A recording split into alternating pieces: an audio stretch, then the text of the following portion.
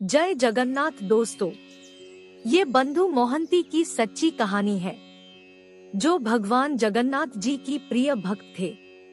बंधु मोहंती बहुत गरीब थे और उनके पास अपनी पत्नी और 2 बेटों वाले परिवार के भरण पोषण के लिए कोई सहारा नहीं था। उसकी पत्नी ने एक दिन परेशान होकर उससे पूछा कि अपने उस अमीर दोस्त के पास क्यों नहीं जा रहे हो, जिस पर आपको इतना गर्व है। बंधु मोहंती ने जिस मित्र के बारे में कहा था वह भगवान जगन्नाथ थे, लेकिन उनकी पत्नी को इस बात का एहसास नहीं था। इसलिए उसकी पत्नी ने उसे अपने दोस्त के घर जाने के लिए मजबूर किया। उन्होंने पुरी की यात्रा की। रात हो चुकी थी। उनके 2 छोटे बेटे भोजन के लिए रो रहे थे। वे मंदिर के बिल्कुल पास आ गए।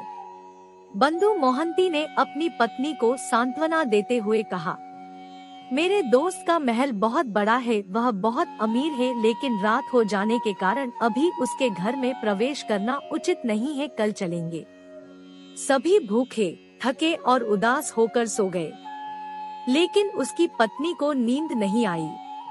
अचानक एक हृष्टपुष्ट व्यक्ति एक सोने की थाली में अनेक प्रकार का भोजन लेकर आया, जिसका रंग बहुत काला था। वह बहुत जल्दी वहां से चला गया।